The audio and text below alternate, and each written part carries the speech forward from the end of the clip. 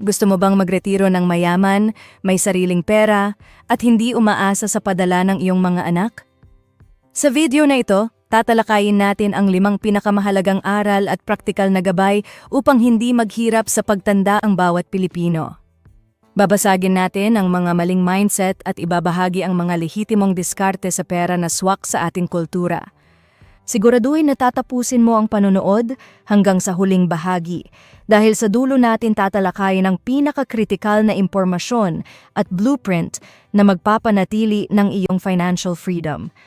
Huwag itong lalaktawan dahil ang iyong kinabukasan ang nakataya rito. Diretso na tayo sa unang aral. Bago natin simulan, paki-like naman ng video nating ito dahil malaking tulong na po yan sa mga content creator na kagaya namin. Maraming salamat po! Aral Isa, basagin ang sandwich generation cycle at anak as investment mindset. Kailangan na nating pag-usapan ang isang kultura na madalas nagiging dahilan kung bakit paikot-ikot ang kahirapan sa maraming pamilyang Pilipino. Ito yung nakasanayan nating mindset na kapag nakatapos na ang anak sa pag-aaral, automatic na sila na ang sasalo sa lahat ng gastusin sa bahay at magiging retirement fund ng magulang.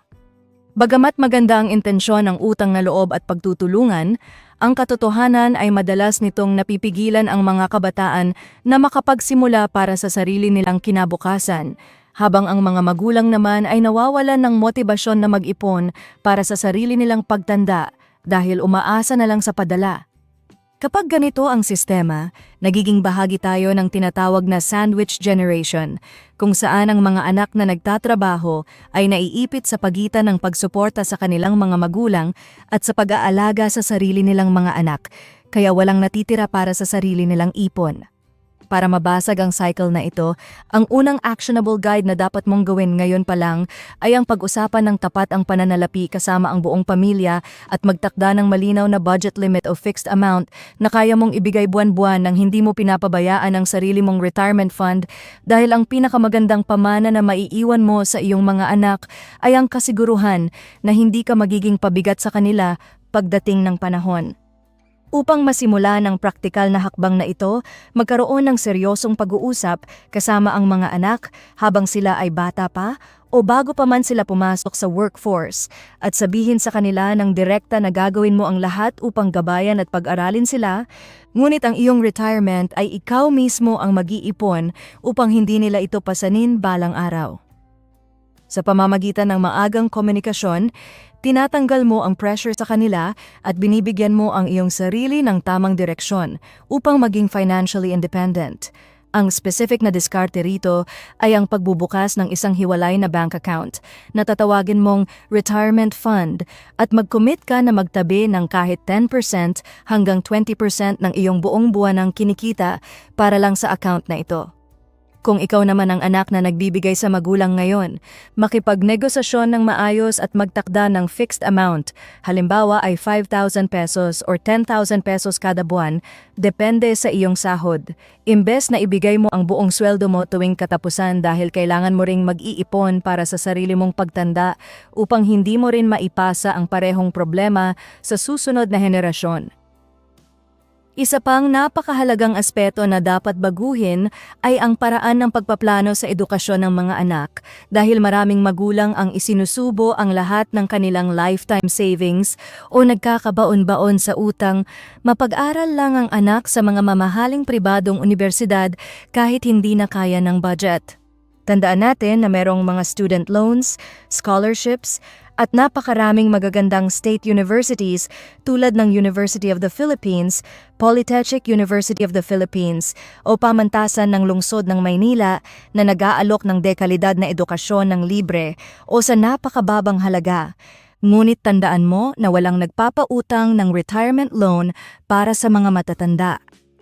Mas praktikal na piliin ang paaralan na swak sa kasalukuyang kita ng pamilya upang ang matitirang pondo ay mailagay mo sa mga investments na lalago sa loob ng 15 o 20 years. Sa pamamagitan nito, masisiguro mo na pagka-graduate ng iyong anak ay wala kang malalaking utang na kailangang bayaran at mayroon kang sapat na pondo para sa iyong sarili na siyang magbibigay sa iyong anak ng kalayaan na simulan ang kanilang career nang walang mabigat na pasanin sa kanilang mga balikat.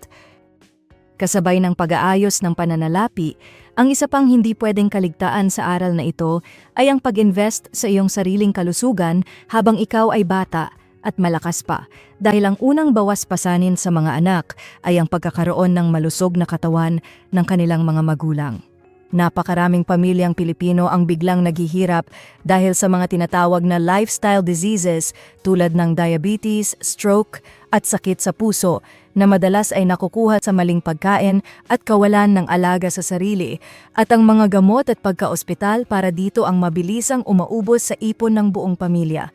Kaya naman, ang specific actionable step dito ay ang aktibong pagbabawas sa mga processed foods, matatamis na soft drinks at mamantikang pagkain, at sa halip ay maglaan ng kahit 30 minutes araw-araw para sa simpleng ehersisyo at regular na check-up. Kapag inalagaan mo ang iyong katawan ngayon, pinoprotektahan mo ang iyong wallet sa hinaharap at iniiwasan mo ang sitwasyon kung saan ang iyong mga anak ay mapipilitang ibenta ang kanilang mga ari-arian o huminto sa pagtatrabaho para lamang maipagamot ka kapag ikaw ay tumanda na. Panghuli, kailangan nating baguhin ang kultura ng pagpapalaki sa mga anak sa pamamagitan ng pagtuturo sa kanila ng financial literacy o tamang paghawak ng pera imbes na sanayin sila sa laging bigay-hiling o sa padala mentality na nakikita sa maraming pamilya. Kapag ang isang bata ay lumaki na nakukuha ang lahat ng gusto sa isang iglap lang nang hindi nalalaman ang halaga ng pagtatrabaho, madali silang magiging palaasa at mahihirapan silang maging independent kahit may sarili na silang pamilya. Ang praktikal na paraan upang magawa ito ay ang pagtuturo sa kanila na magtabi ng bahagi ng kanilang baon sa isang alkansya o kaya ay dalhin sila sa bangko para magbukas ng kanilang sariling kiddie savings account upang makita nila kung paano lumalaki ang pera sa pamamagitan ng pag-iipon. Sa pamamagitan ng pagbibigay sa kanila ng kaalaman sa pananalapi, binibigyan mo sila ng pinakamahalagang tool upang magtagumpay sa buhay. At kapag alam ng iyong mga anak kung paano magpatakbo ng sarili nilang pera, mas malaki ang tsansa na hindi sila hihingi ng tulong pinansyal sa iyo kapag ikaw naman ang retirado na at nagpapahinga. Aral 2. Gamitin ang mga gobyerno at institutional SSS pag-ibig hacks. Ang isa sa pinakamalaking pagkakamali ng maraming Pilipino ay ang pagwawalang bahala sa mga contribution sa gobyerno tulad ng SSS, Pag-ibig at PhilHealth dahil iniisip nila na maliit lang naman ang makukuha nila dito o kaya ay bawas lang ito sa kanilang buwanang sweldo. Ang hindi alam ng marami, ang mga institusyong ito ang nag-aalok ng pinakamadaling paraan upang makabuo ng safety net para sa pagtanda na hindi nangangailangan ng malaking kapital o komplikadong kaalaman sa pananalapi. Kung ikaw ay isang empleyado, freelancers, o kaya ay isang overseas Filipino worker, napakahalaga na bantayan at i-maximize mo ang mga benepisyong ito dahil ito ang magsisilbing unang linya ng depensa mo laban sa kahirapan kapag wala ka ng regular na trabaho.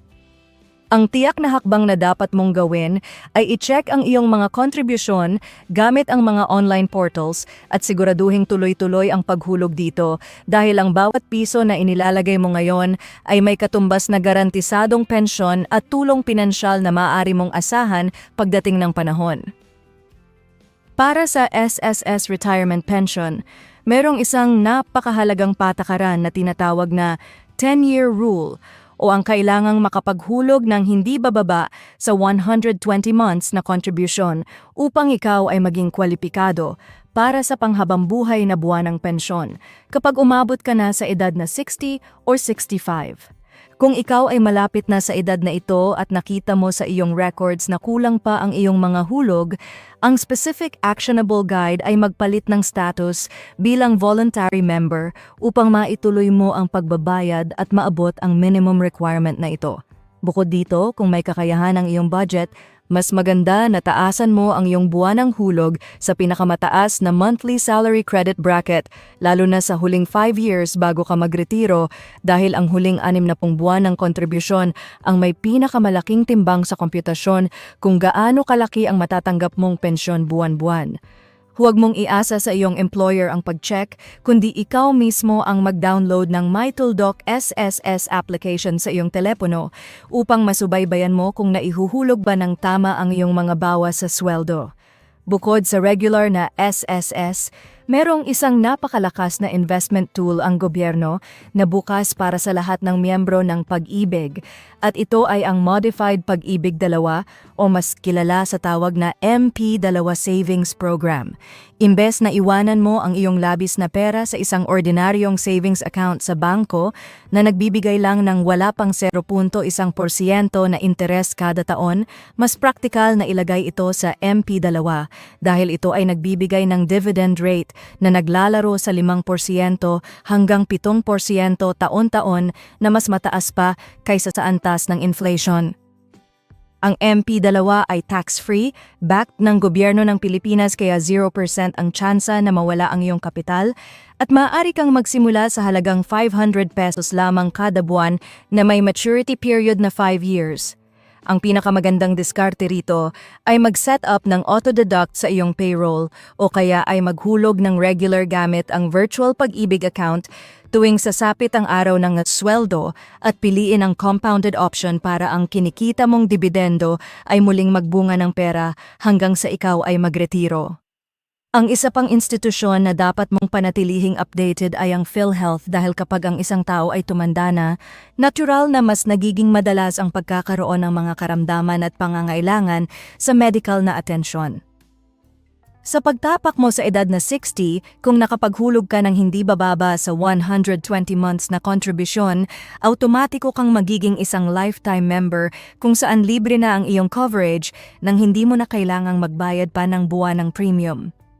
Kasabay nito, siguraduhin mo na kukuha ka agad ng iyong Senior Citizen ID sa tanggapan ng Office of the Senior Citizens Affairs o OSCA sa iyong lungsod upang magamit mo ang 20% discounted exemption sa value-added tax para sa mga maintenance na gamot, bayad sa doktor at mga pangunahing bilihin.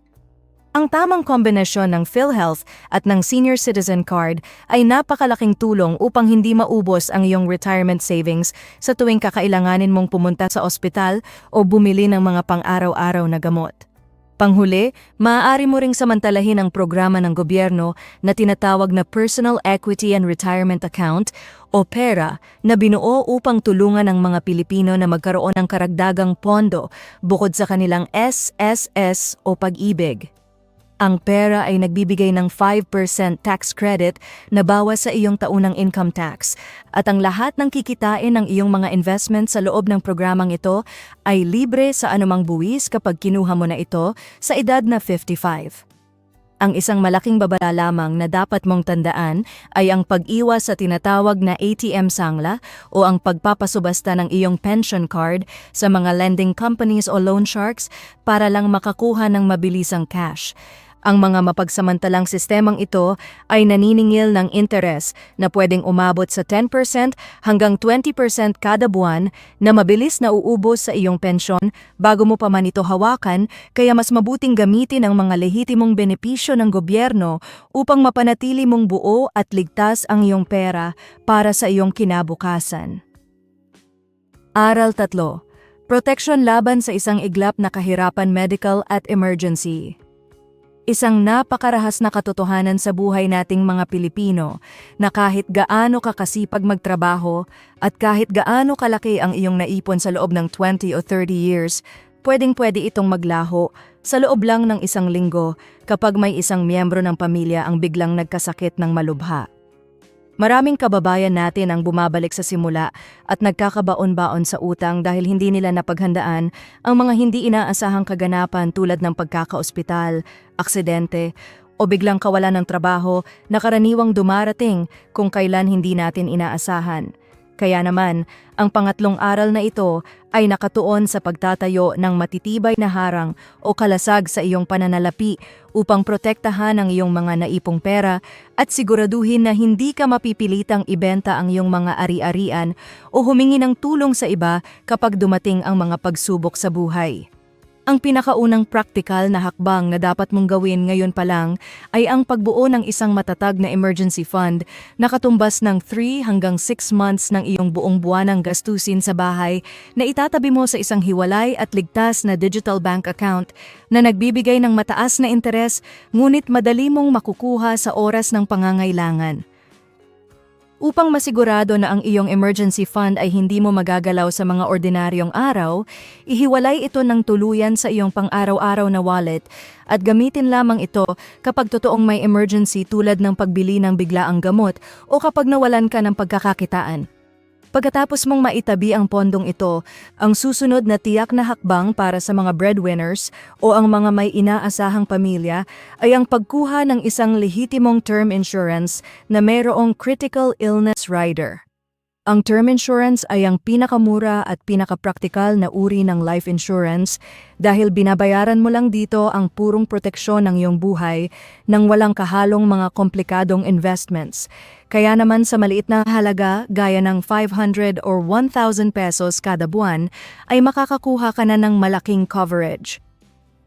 Ang critical illness rider naman ang magbibigay sa iyo ng malaking halaga ng cash kapag ikaw ay na-diagnose ng mga malulubhang sakit tulad ng cancer, stroke, or kidney failure na siyang gagamitin mo sa pagpapagamot ng hindi mo nagagalaw ang iyong retirement savings o ang pondo para sa pagkain ng iyong pamilya.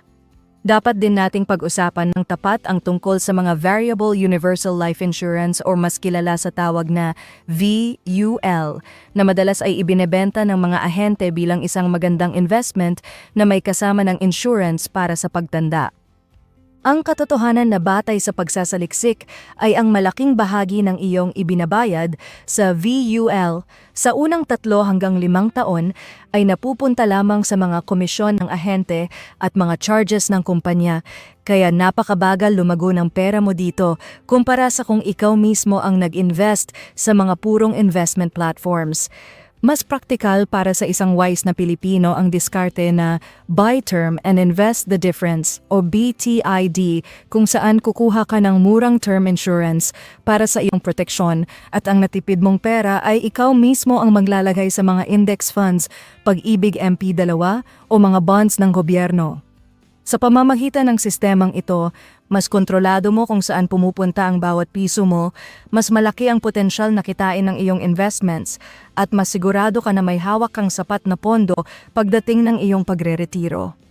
Bukod sa life insurance, napakahalaga rin na magkaroon ka ng access sa isang Health Maintenance Organization o HMO habang ikaw ay malakas at nagtatrabaho pa upang sagutin ang mga regular na check-up, laboratory tests, at emergency room visits. Kung ikaw ay isang regular na empleyado sa isang kumpanya, lubusin mo ang benepisyong ito at tingnan kung maaari mong isama ang iyong asawa o mga magulang bilang iyong mga dependents kahit magbayad ka ng kaunting karagdagang bawas sa iyong sweldo dahil napakalaking bawas nito sa isipin kapag sila ang nangailangan ng atensyong medikal. Para naman sa mga freelancers, self-employed, o mga maliliit na negosyante, maaari kayong bumili ng mga prepaid health cards na nagkakahalaga lamang ng 1 hanggang 5,000 pesos na mabibili online mula sa mga lehitimong healthcare providers na nagbibigay na ng sapat na coverage para sa isang taong emergency room confinement at mga pangunahing pagsusuri sa doktor. Panghuli, ang pinakamabilis na paraan para maubos ang iyong mga pinaghirapang ipon habang papalapit ka sa iyong pagtanda ay ang mahulog sa mga get-rich-quick schemes, pyramiding scams, at mga hindi rehistradong cryptocurrency platforms na nangangako ng mga imposibleng kita. Palaging tandaan ang gintong patakaran sa pananalapi na kapag ang isang investment ay nag-aalok sa iyo na dodoblehin ang pera mo sa loob lang ng ilang araw o buwan nang wala kang ginagawa kundi mag-recruit, ito ay sigurado at automatic na isang scam. Ang pagkawala ng pera sa ganitong uri ng panloloko kapag ikaw ay nasa edad 40 o 50 na ay napakahirap ng bawiin dahil wala ka ng sapat na panahon at lakas upang magsimula uli sa trabaho, kaya mas mabuting maging mapagmatyag at piliin lamang ang mga lehitimo, rehistrado at subok ng mga paraan ng pag-iipon upang mapanatiling ligtas at buo ang iyong kinabukasan. Aral 4, pagpapatubo ng pera gamit ang passive income, hindi lang ipon. Ang isa pang malaking katotohanan na dapat nating tanggapin ay ang katotohanan na ang simpleng pag-iipon lang ng pera sa ilalim ng unan o sa isang ordinaryong savings account sa bangko ay hindi sapat upang matiyak na magiging komportable ang iyong pagtanda dahil sa patuloy na pagtaas ng presyo ng mga bilihin o ang tinatawag natin na inflation. Kung ang pera mo ay nakatago lang at hindi kumikita ng interes na mas mataas sa inflation rate, unti-unting nababawasan ang tunay na halaga nito, kaya naman ang 10,000 pesos mo ngayon ay baka ang katumbas na lang na mabibili paglipas ng 20 taon ay nagkakahalaga na lang ng 5,000 pesos. Upang hindi ka kapusin sa iyong pagtanda, kailangan mong matutunan kung paano pabalikin sa iyo ang pera sa pamamagitan ng passive income o ang sistema kung saan ang pera mo mismo ang nagtatrabaho para sa iyo kahit ikaw ay natutulog o nagpapahinga. Ang tiyak na hakbang na dapat mong simulan ngayon pa lang ay ang pag-aral sa mga lehitimong investment vehicles na legal na nagpapatubo ng kapital ng mga ordinaryong Pilipino sa pamamagitan ng maliit at regular na hulog. Ang isa sa mga subok na paraan upang magpatubo ng pondo para sa retirement ay ang pag-invest sa stock market sa pamamagitan ng tinatawag na index funds, imbes na magbabad ka sa mapanganib at nakaka-stress na day trading kung saan madalas ay nalulugi lang ang mga walang sapat na oras at kaalaman. Ang index fund ay isang uri ng mutual fund or investment fund na automatikong bumibili ng mga share ng mga pinakamalalaki at pinakamatatag na kumpanya sa Pilipinas tulad ng SM Investments, Ayala Corporation, San Miguel Corporation, at JG Summit. Ang particular na actionable guide dito ay ang pagbubukas ng account sa mga online stock brokerages na rehistrado sa Securities and Exchange Commission tulad ng COL Financial, BPI Trade, or First Metro Sec at gamitin ang diskarte na peso cost averaging. Ang peso cost averaging ay ang simpleng pagbili ng index funds sa parehong halaga. Halimbawa ay 1,000 pesos or 2,000 pesos kada buwan, tuloy-tuloy man ang pagtaas o pagbaba ng merkado upang sa pangmatagalang panahon ay makuha mo ang magandang average na kita ng buong ekonomiya ng bansa. Kung pangarap mo namang magkaroon ng mga paupahang ari-arian tulad ng apartment o condo, ngunit wala kang milyon-milyong piso para pambili ng lupa at pampatayo ng gusali, maaari mong gamitin ang isang modernong diskarte na tinatawag na Real Estate Investment Trusts o REITs na mabibili rin sa stock market. Kapag bumili ka ng shares ng mga lehitimong REITs tulad ng AREIT ng Ayala o MREIT ng Megaworld, ikaw ay nagiging parang isang co-owner ng mga dambuhalang commercial buildings, malls at mga opisina na inuupahan ng malalaking kumpanya. Ayon sa batas ng Pilipinas, ang mga REITs ay obligadong magbigay ng hindi bababa sa 90% ng kanilang mga natitirang kita bilang dividends or cash payouts sa kanilang mga shareholders taon-taon. Ang practical na kagandahan nito ay maaari kang magsimula sa napakaliit na halaga at magkakaroon ka na agad ng regular na passive income na direktang pumapasok sa iyong investment account nang hindi mo pinoproblema ang paghahanap ng nangungupahan, pagpapanatili ng gusali o pagbabayad ng property tax. Ang tunay na sikreto sa pagpapalago ng retirement fund ay ang pag-unawa at paggamit sa kapangyarihan ng compound interest o ang interes na kumikita pa ng karagdagang interes habang tumatagal ang panahon. Ipagpalagay natin na kung ang isang 25 anyos na Pilipino ay magsisimulang magtabi ng 1,000 pesos kada buwan sa isang investment na nagbibigay ng average na 8% na annual return, pagdating niya ng edad na 60 ay maaari itong lumago at umabot sa halos 1,500,000 pesos dahil sa haba ng panahon na nagtrabaho ang pera. Ngunit kung ang isang tao ay magsisimula lang mag-ipon ng parehong halaga sa edad na 40, ang kanyang maiipon pagdating ng 60 taon ay nasa rito lamang sa humigit kumulang 350,000 pesos dahil mas maikli ang panahong nagkaroon ng compounding effect ang kanyang pera. Kaya naman, ang pinakamahalagang aral dito ay hindi mo kailangang maging mayaman agad para mag-invest, kundi kailangan mo ng maagang panahon, disiplina at consistency na gawin ito buwan-buwan nang walang hinto. Para sa mga kababayan naman natin na naghahanap ng zero risk o ang mga investments na ligtas at garantisadong hindi mawawala ang kapital, ang pinakamagandang hakbang ay ang pagbili ng Retail Treasury Bonds o RTBS na regular na inilalabas ng gobyerno ng Pilipinas sa pamamagitan ng Bureau of the Treasury. Ang RTBS ay nag-aalok ng fixed interest rate na binabayaran quarterly o tuwing ikatlong buwan ng direkta sa iyong bank account at maaari kang magsimula sa halagang 5,000 pesos lamang gamit ang mga mobile apps tulad ng Bonds Tuldok PH o sa pamamagitan ng mga pangunahing bangko tulad ng Land Bank at BDO. Kasabay nito, alisin mo na ang lumang ugali na pag-iwan ng malalaking halaga ng pera sa mga traditional na passbook or savings accounts at sa halipay ilipat ang iyong emergency fund at short-term savings sa mga digital banks na lisensyado ng Bangko Sentral ng Pilipinas tulad ng Maya, GoTime or Cbank na nagbibigay ng 4 hanggang 6% interes kada taon upang kahit papaano ay sumasabay ang iyong pera sa bilis ng pagtaas ng presyo ng mga bilihin. Aral 5. Pagpili ng praktikal na estilo ng pamumuhay, lifestyle and assets.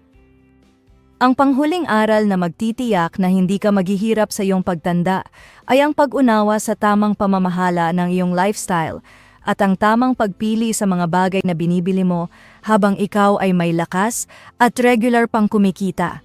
Maraming Pilipino ang nagtataka kung bakit kahit lumalaki ang kanilang sweldo o kahit patuloy ang pagpapadala ng kanilang mga kamag-anak mula sa ibang bansa ay wala pa rin silang natitirang ipon at nananatiling walang muwang sa pananalapi. Ang tawag dito ay lifestyle creep, kung saan habang tumataas ang antas ng iyong kita ay automatic ding tumataas ang iyong mga gastusin sa mga luhang hindi naman talaga kailangan dahil sa kagustuhang maranasan ang mas masarap na buhay.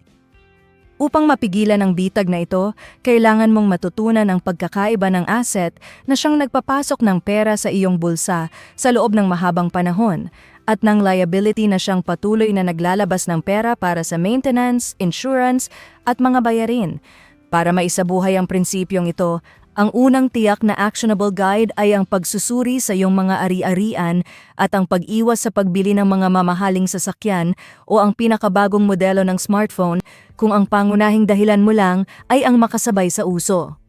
Ang isang kotse o mamahaling gadget ay itinuturing na malaking liability dahil sa oras na ilabas mo ito mula sa tindahan ay automatic nang bumababa ang halaga nito habang patuloy ka namang nagbabayad para sa krudo, rehistro, at repair.